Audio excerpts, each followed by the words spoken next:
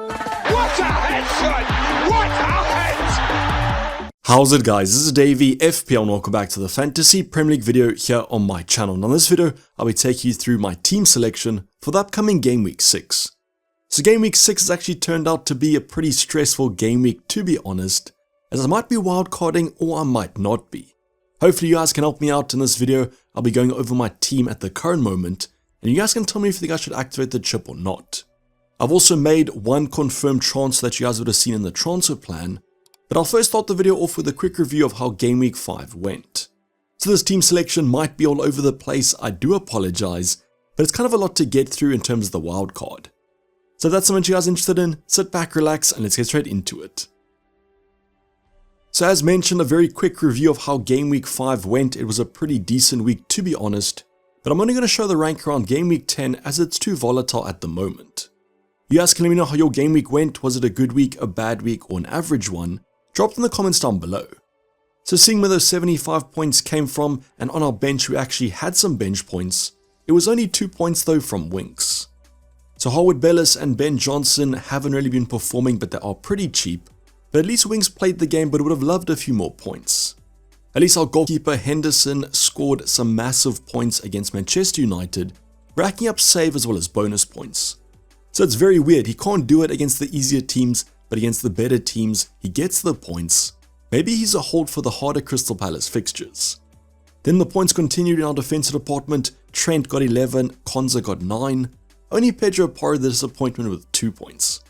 So Trent finally getting that attacking and kind of defensive threat.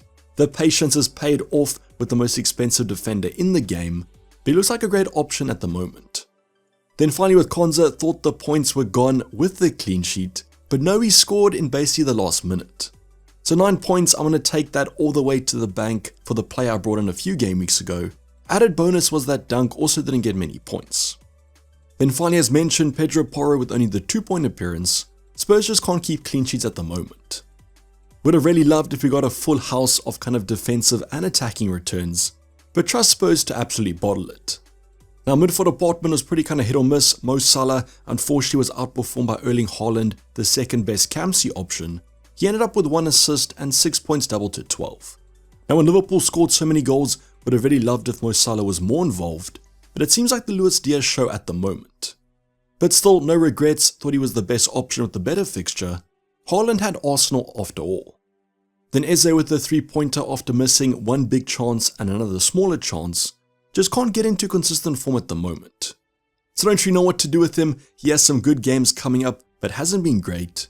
On a wildcard, probably a sell. Then Rodgers, similar kind of patience paid off with a 10-point appearance. He got 2 assists in this game. If you guys have been following the bonus points as the days go by, also managed to sneak to maximum bonus points, and that was confirmed after the last Game Week 5 fixture. Then finally Diego Jota's the reason that Winks is coming off the bench, but he scored a few goals last night in the League Cup. So I will discuss this transfer in the upcoming talking point, but I kind of regret maybe taking Jota out when I did. Seems like he's a guaranteed start in Game Week 6. Then up front we used 2 transfers and a -4 hit to bring in Ollie Watkins and Jamie Vardy. Now the players we took out actually ended up getting a few returns. The first one Isaac blanked, but Muniz actually got an assist off the bench, but at least Watkins ended up scoring. Then Jamie Vardy quite disappointing, thought he could have done more against that Everton side, but Leicester just aren't clicking at the moment. The main player to talk about though in the forward line is Erling Haaland.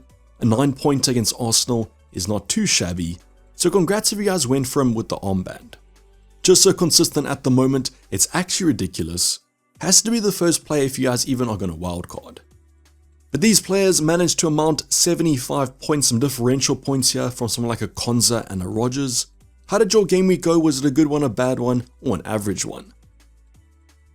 Now I'm going to briefly go over the confirmed move that I've already made. I actually did this on Saturday during Game Week 5, which is pretty unusual.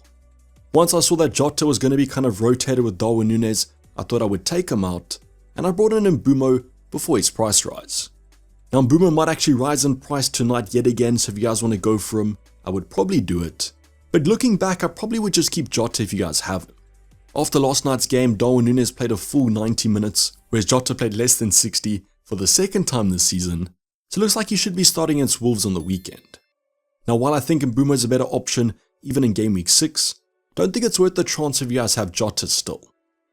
Now in terms of other transfer plans, if I don't choose to use the wildcard, I'll discuss that as I go over my team selection. Just wanted to go over the one confirmed move. But now let's go over the actual team selection currently with no wildcard played. I've already used my one free transfer. Now as I go over this team, you guys can comment down below, do you think I should wildcard or not? I'm pretty stumped, as the team actually looks relatively respectable. So the bench this week, as usual, kind of picks itself. Bentley, Winks, Howard, Bellis and Johnson. This will be the bench till I wildcard. Hopefully Winks doesn't have to come off this week as he has Arsenal away. Now Henderson between the sticks with Everton away. Hopefully he finally gets points against an easier team. And this game on paper is a great fixture. But as we've seen this Premier League season, he can only do it against the better opposition. And I can't say that Everton attack is too good. Then we've got Trent against Wolves. Great game from an attacking and defensive point of view. Let's see if he continue this kind of good form. Konza then against Ipswich, good chance of a clean sheet, but this might be a tough one away from home. Can't say that Konza will keep up the kind of goal scoring form, but I wouldn't really mind that, but can't see many clean sheets in Game Week 6 to be honest. Then finally Pedro Porro against United, this game will have goals in it, hopefully Porro's involved in a few. Definitely not getting the clean sheet though. Now midfield department starting off with Mo Salah, happy to keep hold of him against Wolves, who've just lost another centre back. Probably the one thing wildcarders are missing out on. Now as mentioned though, Luis Diaz seems to be running the show at the moment, was fully rested last night, will definitely play, so at least wildcarders have some Liverpool coverage. So Salah at the moment is looking like an option that could get points. Let's see if he can outperform Saka though. Eze against Everton, let's just see what happens once again, hasn't been consistent, but at least his stats are still looking pretty strong. Can't really have more patience on him if he is going to blank against Everton though, and if I wildcard next week, probably won't include him. Then Rodgers against Ipswich, great game on paper, finally getting some returns to back up the stats, and his expected minutes only getting stronger and stronger. So that is one thing I've noticed about many wildcarders is they are benching Rodgers, so it could be quite a differential in Game Week 6. Then newly transferred in Mbumo, West Ham at home is a great fixture. Brentford will be fully rested whereas West Ham played last night.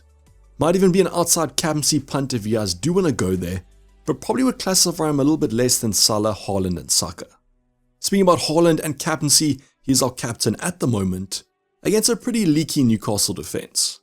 The form is just too strong at the moment and the fixture is going to be okay, and that's why he's my captain for Game Week 6. There is some variation though, you guys can go for Salah, you can go for Saka, they're all great options. I just feel like Haaland has the lowest kind of floor at the moment. Then Ollie Watkins, super happy to have him. Will he repay this -4 hit that I took last week? I believe so against this Ipswich side. Now his expected minutes might not be that high with potential rotation, but the form still looks pretty strong. Then the final option, Jamie Vardy. If Jamie Vardy can score this week, I'll go absolutely insane, wiping out a potential double Arsenal clean sheet for most wildcarders. Will that happen though? Probably not. It is Leicester that haven't been great, and that Arsenal defense tends to be pretty good. But stranger things have happened. Jamie Vardy loves playing against Arsenal. Let's hope he gets a goal. As mentioned, that'll be absolutely insane. Now in terms of other transfer plans, potential -4s that I could take, I could actually go for a Vardy out for an Evan Nielsen from Bournemouth, who I like against Southampton, but is that worth a -4 hit? If I do wildcard next week, can he actually score more than 4 points than Jamie Vardy? That's a potential, but definitely not a conservative move. Saka for Salah could be an option if I do want to captain Saka, and I can't afford a straight swap for Porro to Gabriel, so I might just leave it. Never like taking a -4 for defenders anyways, so I might not go there. So this will probably be the team if I don't choose to use the wildcard. But that is the big question about Game Week 6. Is the team that you guys see on screen worth activating the chip? I would recommend going and watching my wildcard draft to do a comparison. The main options are probably going to be those Arsenal assets. So Salah vs Saka, who will score more in Game Week 6, and then obviously the defense, who I have zero coverage from. I can just afford the draft that I posted yesterday, and therefore I should activate it. So let me know what you guys think in the comments down below. But let me know what you guys are doing for Game Week 6. Are you guys on the wildcard or using free transfers? What's the plan for the upcoming game week? Now I'm going to try and stream on Saturday if possible. I'm still in Australia, but I could potentially have some time on Saturday, but no promises as the setup is pretty kind of bad. Follow me though on Discord and Twitter for further updates. Both those links are in the description. But this is basically gonna wrap for the video, guys. Hopefully you guys did enjoy it. Please don't forget to like if you didn't subscribe if you haven't subscribed yet. Content's still coming up hopefully before that Game Week 6 deadline, as I might even activate the wildcard chip in a few hours. But for the time being, I'm signing off. It's been Dayvy FPL and I'm out. Cheers, bye.